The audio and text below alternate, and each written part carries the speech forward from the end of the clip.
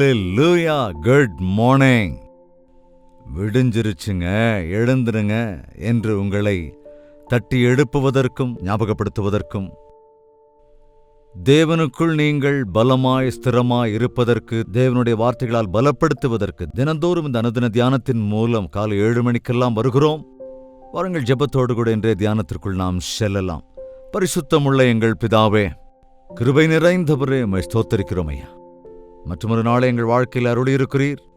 உம்மை மகிமைப்படுத்த சகாயம் அருள வேண்டும் என்று விழுந்திருக்கிற நிலைமையிலேயே இல்லாமல் எழுந்து நடக்கிறவர்களாக, உம்முடைய சாட்சியாய் நிற்கிறவர்களாக, உம்மை மகிமைப்படுத்துகிறவர்களாக, உம்முடைய ராஜ்யத்திற்காக ஆயத்தப்படுகிறவர்களாய் இருக்க சகாயம் அருள வேண்டும் என்று கிறிஸ்துவின் நாமத்திலே வேண்டிக் கொள்கிறோம் பிதாவே, ஆமென். தேவனுக்கு ஸ்தோத்திரம். அனுதின தியானத்தை கேட்டீங்களா? நேற்று காலையில் கேட்டீங்களாங்க? அதே போல கால்வரி பிரதிதுவனி நிகழ்ச்சியில கலந்துக்கிட்டீங்களா? உங்களுக்காக அவ்வப்பொழுது தேவ சந்நிதியிலே இருந்து உங்களுக்கான அனுதின தியானத்தை நான் தொடர்ந்து தந்து கொண்டிருக்கிறேன். தேவன் ஃப்ரெஷ்ஷாக அனுதினமும் அவரால் நமக்கு அந்த கிருபை பிறந்து கொண்டே இருக்கிறது என்பதா. அவர் நம்மோடே கூட பேசிக்கொண்டே இருக்கிறார். நாம் தேவனுக்கு மிக நெருக்கமாக இருக்கும்படியாக, தேவனுடைய வார்த்தைகளை அதிகமாக அறிந்து கொள்ளும்படியாக, தேவனுடைய பிள்ளைகளாக நாம் எண்ணிக்கொண்டிருக்கிறோமா அல்லது வாழ்ந்து கொண்டிருக்கிறோமா? யோசிச்சு பாருங்க. நம் கிறிஸ்து அருளிய விடுதலையையும், அவர் அருளி செய்த சமாதானத்தையும், அவர் அருளிய வெற்றி வாழ்க்கைக்குள்ளாக வாழ்கிறோமா? அல்லது அவரை குறித்த அநேக காரியங்களை நாம் கற்றுக்கொண்டாலும் அந்த இடத்திலேயே அப்படியே நின்று கொண்டிருக்கிறோமா? யோவான் சுவிசேஷம் 5வது அதிகாரத்திலே ஒரு மனிதன் இருக்கிறான். அந்த மனிதன் பெதஸ்தா என்ற குளத்தின் அருகிலே 38 ஆண்டுகளாக படுத்து கிடக்கிறான். தினந்தோறும் அங்கே அற்புதங்கள் நடப்பதை அவன் பார்க்கிறான். அநேகர் வந்து சொஸ்தமாகி திரும்புவதை அவன் பார்க்கிறான். ஆனால் அவனுடைய வாழ்க்கையில பாருங்க, 1 வருடமா அல்லது 2 வருடங்களா, 38 வருடங்களான போதும் அந்த இடத்திலேயே படுத்து கிடக்கிறான். அதே நிலைமையில படுத்து கிடக்கிறான். அதே வியாதியோடு இருக்கிறான். அதே பலவீனத்தோடு இருக்கிறான். பக்கத்திலேயே அற்புதங்கள் நடக்கிறது. எதிரிலேயே அந்த அற்புதங்கள் நடக்கின்றது. கூட்டம் கூட்டமாய் வருகிறார்கள், நன்மையை பெற்றுக்கொண்டு செல்லுகிறார்கள். எல்லாவற்றையும் பார்த்து கொண்டே இருக்கிறான். ஆனால் அவனுடைய வாழ்க்கையில மாத்திரம் ஒரு அற்புதம் நடக்கவே இல்லை. இன்று நம்முடைய நிலைமை எப்படி இருக்கிறது? இந்த அநேக கிறிஸ்துவர்கள் என்று சொல்லப்படுகிறவர்களுடைய வாழ்க்கை அப்படித்தாங்க இருக்கு. வருடக்கணக்கா தொடர்ந்து சர்ச்சஸ்க்கெல்லாம் போகிறாங்க, ஆலயத்துக்கு போய் தேவனை ஆராதிக்கிறாங்க, ஜெபிக்கிறாங்க, காணிக்கை கொடுக்கிறாங்க. ஆனால் தேவன்தான் எங்களை கண்டுகொள்ளவே இல்லை என்றோ அல்லது பிறரோடோ ஒப்பிட்டு கொண்டோ நாம இப்படியே இருக்கிறோமே, அவங்களுக்கு நடந்த நன்மை எங்களுக்கு நடக்கலையே, அவங்களுக்கு நடந்த காரியம் அற்புதம் எங்களுக்கு நடக்கலையே என்று நினைத்து கொண்டு ஏதோ தேவன் உங்களை மாத்திரம் சிறுமையாக பார்க்கிறார் என்பதை போல, தேவன் உங்களை மாத்திரம் கண்டுகொள்ளவில்லை, அவர்களெல்லாம் ஏதோ தனிப்பட்டவர்கள் என்பதைப் போல நினைத்து கொண்டு, சரி எப்ப மாறுமோ அப்படி மாறட்டும், எல்லாம் தேவனுடைய சித்தம். அநேகருடைய வாழ்க்கையில எப்பையா அந்த குடிப்பழக்கத்தை விட போற அப்படின்னு கேட்டதுக்கு, என் கையில என்னங்க இருக்கு, தேவன் என்ன எப்ப மாத்துறாரோ அப்ப மாறிடுவேன் அப்படின்னாரு என்பது போல சில பேர் அவர் எப்போ சரி பண்றாரோ அப்ப சரியாயிக்கலாம், அவர் எப்போ கொடுக்கிறாரோ அப்போ கொடுக்கட்டும் என்பதை போல கேட்காமல், தங்கள் தேவலை கூட அறிந்து கொள்ளாமல், ஆண்டவரை உங்களுக்குள் வரவேற்காமல், அவருடைய நாமத்திலே விண்ணப்பம் செய்யாமல் எப்படிங்க வாழ்க்கையில் அற்புதங்கள் நடக்கும்? விசுவாசம் என்பது கிரியைகளிலும் காணப்பட வேண்டும். உனக்கு விசுவாசம் உண்டு என்று நீ சொல்லுகிற போது அது வெறும் வார்த்தைகளினால் அல்லாமல் உன்னுடைய கிரியைகளிலும் நீ வெளிப்படுத்த வேண்டும். அங்கே பெதஸ்தா என்ற குளத்திலே அவ்வப்பொழுது தேவதூதன் வந்து அந்த குளத்தில் இறங்கி கலக்குவான். தண்ணீர் கலக்கப்படுகிற போது முதலில் யார் அந்த குளத்துக்குள் இறங்குகிறானோ அவன் சுஸ்தமாகி விடுவான். இதில் இருக்கிற ஸ்பிரிச்சுவல் மீனிங்கை நீங்க புரிஞ்சுக்கணும்னா, தேவனுடைய வார்த்தை என்பது தண்ணீருக்கு அடையாளமாக இருக்கிறது. தேவனுடைய வார்த்தை அடங்கிய பைபிள் என்பது நமக்கு ஒரு மிகப்பெரிய பொக்கிஷமாக இருக்கிறது. இந்த வார்த்தையினாலே நம்மை முழுக்கி அவ்வப்பொழுது நாம் நம்மை பரிசுத்தப்படுத்திக் கொள்வதற்கு, இந்த வார்த்தை நம்மை சுத்திகரிக்கிறதற்காகத்தான் தேவன் இதை வைத்திருக்கிறார். அவ்வப்பொழுது தேவனுடைய தூதன் வந்து, அதாவது தேவனால் அனுப்பப்படுகிற தேவ தூதன் வந்து ஏதோ ரெக்கையோட இருக்கிறவன் அப்படின்னு நினைச்சுக்காதீங்க. தேவதூதன் என்றால் தேவ வார்த்தையினுடைய வடிவம். இதோ இவ்விதத்திலே தேவன் அனுப்புகிற வார்த்தைகளை ஒவ்வொரு நாள் காலையிலும் உங்களிடத்திற்கு கொண்டு வருகிறோம் அல்லவா? அதில் இருக்கிறது என்ன? தேவ வார்த்தை தானே. தண்ணீரை கலக்குவதை போல தேவ வார்த்தைகளை நாம் கலக்கி அதை விவரித்து இங்கிருக்கும் வசனங்களை அங்கிருக்கும் வசனங்களோடு ஒப்பிட்டு அதை விளக்கி காட்டி அதன் அர்த்தங்களை எல்லாம் புரிந்து கொள்ளுகிற விதத்திலே நாம் கொடுக்கிறோம். இந்த வார்த்தைகளை கேட்கிறவர்கள் நன்றாக சொன்னார், நன்றாக பிரசங்கித்தார் அப்படின்னு ஏதோ கதா காலட்சேபம் மாதிரி கேட்டுக்கிட்டு இருந்தீங்கன்னா அங்கதான் இருப்பீங்க, அதே இடத்துல தான் இருப்பீங்க.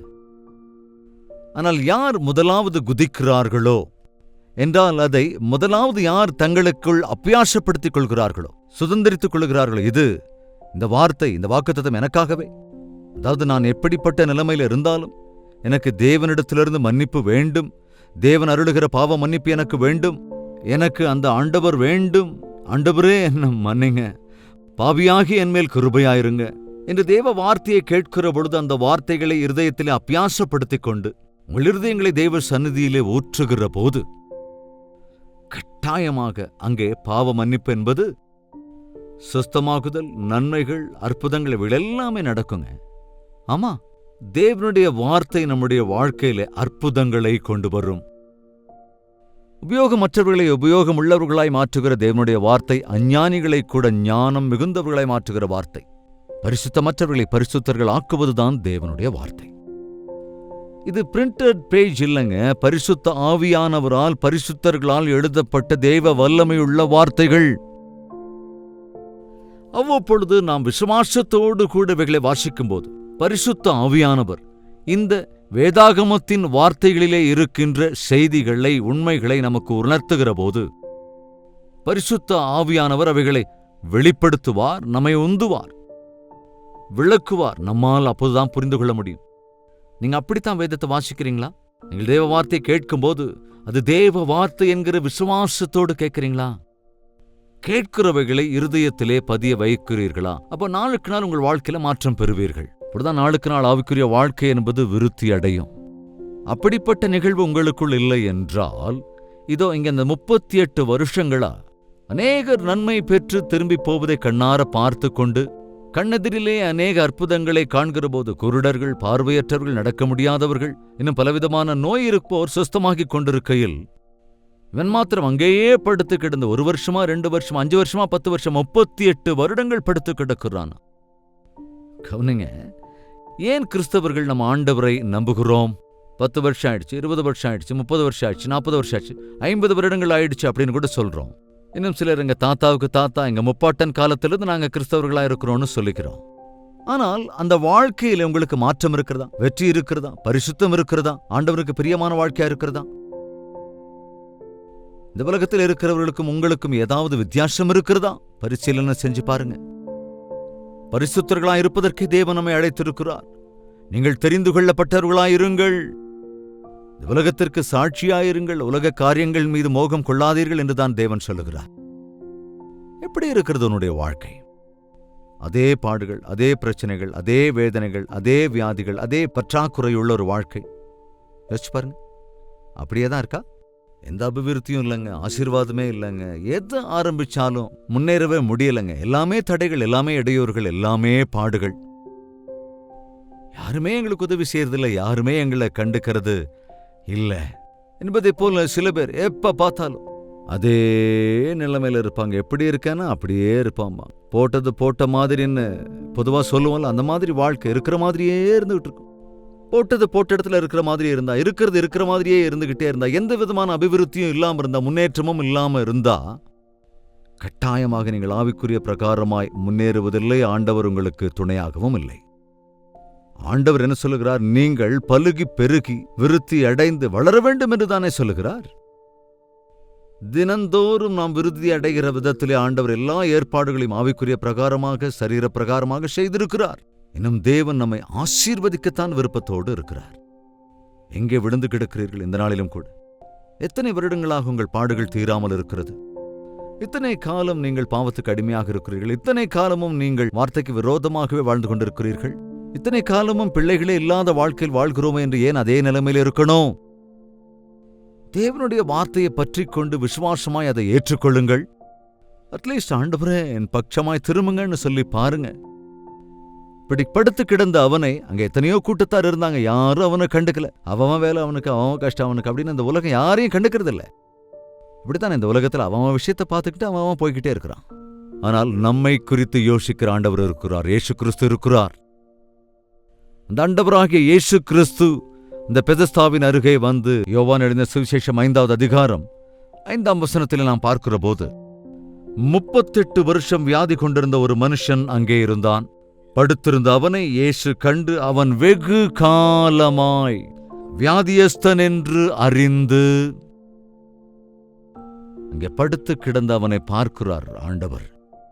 அவன் ஏற்கனவே அநேக ஆண்டுகளாய் அங்கே இருக்கிறான் என்பதை அறிந்து, கவனிங்க, பார்க்கிறது வேற, அறிந்து கொள்ளுகிறது வேற. ஆண்டவர் நம்மை பார்க்கிறது மாத்திரமல்ல, நம்ம எல்லாவற்றையும் அவர் அறிந்திருக்கிறார்.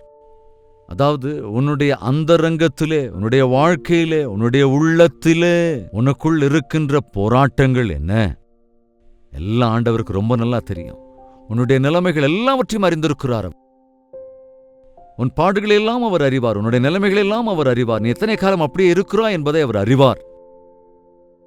அதனால்தான் அவர் உன்னை தேடிக்கொண்டே இருக்கிறார். இன்றும் கூட இந்த தேவ வார்த்தையின் மூலமாக உன்னை தேடுகிறார் என்பதை நம்புங்க.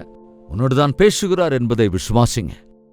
இன்று உன் வாழ்க்கையிலே தேவன் ஒரு அற்புதத்தை செய்ய விரும்புகின்றார் என்கிற விசுவாசத்தோடு கூட நீங்கள் கேட்கிற வார்த்தையை கேட்ட உடனே முழங்கால் படியிட்டு ஜெபித்து, ஆண்டவரே இதுதான் என்னுடைய நிலைமை என்று அவரிடத்தில் விளக்கமா சொல்லுங்க. இயேசு அவனை கண்டு அவனிடத்திலே சென்று, சொஸ்தமாக விரும்புகிறாயா என்றார். என்னையா, ஏன் இப்படி இங்க படுத்து கிடக்கிற? சொஸ்தமாகறதுக்காகவா? அனுதின தியானத்தை கேட்கிறோம் அப்படின்னு சொல்றீங்கல்ல, எதுக்காக? ஆவிக்குரிய பிரகாரமா வளர்றதுக்கா, இல்ல ஒரு சம்பிரதாயத்துக்கா? ஏதோ ஒரு 4 வார்த்தை தேவ வார்த்தையை காலையில கேட்டா ஏதோ மோட்சத்துக்கு போயிருவோங்கிற மாதிரி புரியாதது போல கேட்டுக்கொண்டிருப்பது இல்லைங்க. இருதயத்தில் பதிய வைக்க வேண்டிய வார்த்தைகள் தேவனுடைய வார்த்தைகள். நீ சொஸ்தமாக வேண்டும் என்று, ரட்சிக்கப்பட வேண்டும் என்று ஆசைப்படுகிறாயா? ரட்சிக்கப்படுறீங்களா அப்படின்னு கேட்ட நாட்கள்ல பார்க்கலாங்க அப்படின்னு சில பேர் சொல்றாங்க. இப்பதாங்க ஆண்டவரை பத்தி தெரிஞ்சிருக்கிறோம், அடுத்த வருஷம் பார்க்கலாங்க அப்படின்னு தள்ளி தள்ளி போட்டு தாமதித்த வருஷ கணக்கா ஒரு ஸ்திரமான கிறிஸ்தவ வாழ்க்கையும் ரட்சிப்பும் இல்லாத கிறிஸ்தவர்கள் என்று சொல்லிக் கொள்கிறவர்கள் எத்தனையோ பேர் இருக்கிறார்கள். எனவே அப்படி மனம் திரும்பாத கிறிஸ்தவர்கள் ஆண்டவருடைய நாமத்திற்கு அவமானத்தை கொண்டு வருகிறவர்கள். நீங்கள் கிறிஸ்தவர்களோ கிறிஸ்தவர்கள் அல்லாதவர்களோ தேவனுடைய வார்த்தையை முதல் தடவை கேட்கிறீர்களோ அநேக தடவை கேட்கிறீர்களோ, ஆனால் உங்கள் நிலைமையைக் கண்டு உங்கள் மீது இறக்கப்பட்டு உங்கள் மீது தம்முடைய கருணையை காட்டி, தேவன் இப்பொழுது உன்னோடுதான் பேசிக் கொண்டிருக்கிறார், நீங்கள் விழுந்து கிடக்கிற குழிக்குள்ளிருந்து அவர் உங்களை உயர்த்துவார், அப்படி உங்கள் வேதனைகளிலிருந்து அவர் உங்களை எழுப்ப வேண்டும் என்று, எத்தனையோ வருட கணக்காக நம்மை பற்றி பீடித்துக் கொண்டிருக்கிற சாபங்களிலிருந்து நம்மை விடுவிக்க வேண்டும் என்று, உன் கண்ணீரை துடைக்க வேண்டும் என்று, உன் பாடுகளிலிருந்து உன்னை விடுவிக்க வேண்டும் என்று கவனி. சொஸ்தமாக விரும்புகிறாயா? என்ன உன்னுடைய உத்தேசம்? அப்பொழுது அவன் ஆண்டவர்கிட்ட சொல்லுகிறான், எனக்கு உதவ யாரும் இல்லை ஆண்டவர், நான் குதிக்கலான்னு நினைக்கிறப்ப எனக்கு முன்னால யாரோ ஒருத்தன் குதிச்சிடறான், அவன் சுஸ்தமாயிடுறான், என்னால சுஸ்தமாகவே முடியல ஐயா என்று கொஞ்சம் கொஞ்சம் கொஞ்சம் கொஞ்சமா அப்படி இழுத்துக்கிட்டே போயிருந்தா கூட அந்த 38 வருஷங்கள்ல அந்த குளத்து பக்கம் போயிருக்க முடியாதா? நிறைய நேரங்கள்ல நாம எனக்கு யாரும் உதவ மாட்டாங்கிறாங்க அப்படின்னு மனிதர்கள் மேல குற்றங்களை சுமத்துவதற்கோ அல்லது தேவன் மீதே குற்றம் சுமத்த முயற்சி செய்கிறோமே தவிர, நம்முடைய விசுவாசத்தை கிரியைகளிலே காண்பிக்கிற விதத்துல கொஞ்சமாவது எள்ளளவு விசுவாசம் இருந்த போதுன்னு தாங்க சொல்றார் ஆண்டவர். அதில்ல, ஆனாலும் தேவன் நம்மை நேசிக்கிறார். எனக்கு யாரும் இல்லையே என்று சொல்கிறவரிடத்தில் ஆண்டவர் சொல்லுகிறார், நான் இருக்கிறேன், என்னை யாரும் கண்டுகொள்ளவே இல்லை என்றால் தேவன் உன்னை கண்டுகொள்ளுவார். 38 வருடங்களை எத்தனையோ ஆயிரக்கணக்கானவர்கள் வந்து போயிருக்கலாம், யாருமே அவனை கண்டுகொள்ளலங்க. ஆனால் ஆண்டவர் அங்கே வந்தபோது ஸ்ட்ரைட்டா அவனிடத்திலே சென்று அத்தனை பெரிய கூட்டத்திலுமே அவனை அறிந்திருந்த ஆண்டவர் அவனை விசாரித்து, உனக்கு யாரும் இல்லைன்னா நான் இருக்கிறேன் இன்னொரு வார்த்தையை சொல்றாரு பாருங்க. 8வது வசனம், இயேசு அவனை நோக்கி, எழுந்திரு, உன் படுக்கையை எடுத்துக்கொண்டு நட என்றார். என்னங்க சொல்றாரு? நீ எழுந்திரு, உன் படுக்கையை எடுத்துக்கொண்டு நட. 38 வருஷமா இப்படியே படுத்து கிடக்கிற நான் எப்படி எழ முடியும்? என்னால எழுந்திருக்க முடியாததுனால தானே 38 வருஷங்களா இந்த குளத்துக்கிட்ட அப்படியே நான் படுத்து கிடக்கிறேன். என்னால எப்படி எந்திரிக்க முடியும் அப்படின்னு அவன் சொல்லவே இல்லைங்க. நாம சில நேரங்கள் அப்படித்தான் செய்யறோம். இயேசு சொல்கிற வார்த்தைகளை கேட்காம அவருக்கே நாம போதிப்போம். நீ செல்லு என்றால் எப்படி செல்ல முடியும்? நான் இருக்கிறேன் அவன் கூட. நீ செய் என்றால் ஐயோ எனக்கு பலம் போதாது. அட, நான் உன்னோடு இருந்து உன்னை செய்ய வைக்கிறேன். பாருங்களேன், பைபிள்ல எத்தனை பேர்கிட்ட அப்படி பேசிக்கிறார். அதே மாதிரி உன்னோடு பேசுகிறார். நீ போக முடியாதுன்னு சொல்லாத. நீ நம்பினால், தேவனுடைய வார்த்தைகளை நம்பினால், தேவனுடைய வார்த்தைகளில் வல்லமை இருக்கிறது என்று விசுவாசித்தால், நீ எழுந்துருன்னு சொன்ன உடனே அது ஏதோ வெறும் வார்த்தை இல்லைங்க. அந்த வார்த்தையில் உள்ள வல்லமை அவனை எழ வைத்தது. 38 ஆண்டுகளாக படுக்கையில் படுத்து கிடந்தவன் பெட் சோர்ஸ் கூட வந்திருந்திருக்கும். நடைய மறந்து போயிருக்கும். தேவனுடைய வார்த்தையிலே வல்லமை இருந்தது என்பதனாலே எழுந்திரு, உன் படுக்கையை எடுத்துக்கொண்டு நட என்று சொன்ன உடனே அந்த மனுஷன் சுஸ்தமாகி தன் படுக்கையை எடுத்துக்கொண்டு நடந்து போனான். ஹல்லேலூயா. உடனே தேவனுடைய வார்த்தைகளை உன் இருதயத்திற்கு கொண்டு போகிற உடனே பரிசுத்த ஆவியானவர் தம்முடைய கிரியைகளை நடப்பிப்பார். கிராஜுவலா சொஸ்தமாகிறதோ, கிராஜுவலா சுகப்படுறதோ இல்லைங்க. அவர் தம்முடைய வார்த்தைகளை அனுப்பி உடனடியாக சொஸ்தமாக்கினார். இன்று உன்னுடைய வாழ்க்கையிலும் நீ படுத்து கிடக்கிற நிலைமையிலிருந்து தேவன் உன்னை எழு என்று சொல்லுகிற போது உடனே நீ எழுந்து விட வேண்டும். என் தேவனுடைய வார்த்தை என்னை எழுப்புகிறது, என்னை நடக்க வைக்கும் என்பதை விசுவாசிக்கணும். இயேசு தண்ணீரின் மீது நடப்பதைக் கண்டு என்னையும் கூட தண்ணீரின் மீது நடக்க வைக்க வேண்டும் என்று பேதுரு கேட்டபோது இயேசு அவனை நடக்க வைத்தார். அவன் தான் காத்த பார்த்து பயந்துட்டானே தவிர நல்லா கவனிக்கணும்.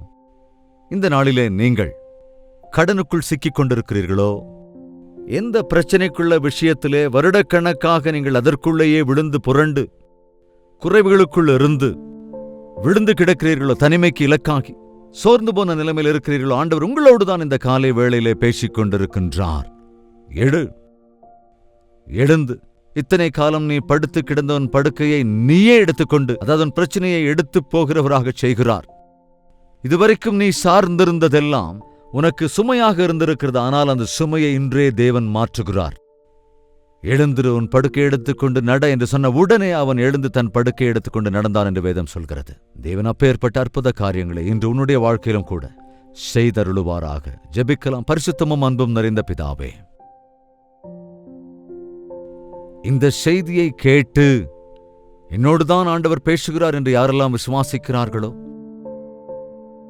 வியாதி படுக்கைக்கு ஆளானவர்களாய், பிரச்சனைகளில் இன்னும் சிக்கிக்கொண்டு தவிக்கிறவர்களாய், கலக்கத்தால் பயத்தால் சோர்ந்து போயிருக்கிறார்களோ, பிரச்சனைகளுக்கு வருடக்கணக்காய் தீர்வு கிடைக்காத சூழ்நிலையில என்னுடைய கதி இவ்வளவுதான், என்னுடைய வாழ்க்கை அவ்வளவுதான், என் உயிர் அவ்வளவுதான் என்று சோர்ந்திருக்கிறவர்களை நீர் காண்கிறதற்காக நன்றி சொல்லுகிறோம். எழுந்திரு, உன் படுக்கையை எடுத்துக்கொண்டு நட என்று நீ சொன்னது போல கலக்கத்தோடும் பயத்தோடும் பாடுகளோடும் வியாதிகளோடும் வேதனைகளோடும் இருக்கின்றவர்களின் நசரேயனாகிய இயேசு கிறிஸ்துவின் நாமத்திலே எழுந்திருக்கும்படி செய்யும் ஆண்டவரே. விழுந்து கிடக்கிறவர்களாய் அல்லாமல் எழுந்து உம்முடைய சாட்சிகளாய் இருப்பதற்கு பரிசுத்த ஆவியானவருக்கு ஏன் நடப்பிக்க வேண்டும் என்று கிறிஸ்துவின் நாமத்தில் வேண்டிக் கொள்கிறோம் பிதாவே, ஆமேன். நம்முடைய கர்த்தராகிய இயேசு கிறிஸ்துவினுடைய கிருபையும் பிதாவாகிய தேவனுடைய அன்பும் பரிசுத்த ஆவியின் அந்யோன்ய ஐக்கியமும் சந்தோஷமும் சமாதானமும் நம் அனைவரோடும் என்றும் என்றும் சதா காலங்களிலும் தங்கி தரித்திருப்பதாக. ஆமேன். தேவனுக்கு ஸ்தோத்திரம். ஜெபத்தேவைகள் மற்றும் பாரங்களை 8939801234 என்ற நம்பருக்கு ஒரு டெக்ஸ்ட் அல்லது வாய்ஸ் மெசேஜ் மூலமாக வாட்ஸ்அப்பில் அனுப்புங்கள். உங்கள் பட்சமாக ஜெபிக்கிறோம். நீங்களும் தொடர்ந்து ஜெபியுங்கள். தேவன் தம்முடைய அற்புத காரியங்களை நிகழ்த்துவார். வெளிநாடுகளில் இருந்தால் 9100100888 என்ற நம்பருக்கு வாட்ஸ்அப் செய்யுங்கள். டாக்டர் ஜெயபால் யூடியூப் சேனலை லைக் செய்யுங்கள், ஷேர் செய்யுங்கள். உங்கள் பெயர் மற்றும் விவரங்களை கமெண்ட் செக்ஷனில் பதிவிடுங்கள். நீங்களும் டாக்டர் ஜெயபால் யூடியூப் சேனலை சப்ஸ்கிரைப் செய்யாமல் இருந்தால் உடனே சப்ஸ்கிரைப் செய்து கொள்ளுங்கள். அப்டேட்ஸ் எல்லாம் உடனுக்குடனாக உங்களுக்கு தெரிவிக்கப்படும். தேவனுக்கு சித்தமான நாளை இதே நேரம் இதே அனுதின தியானத்தில் நாம் மீண்டும் சந்திக்கலாம். அதுவரைக்கும் தேவனுடைய மகா கிருபை உங்களுக்கு துணையாயிருப்பதாக.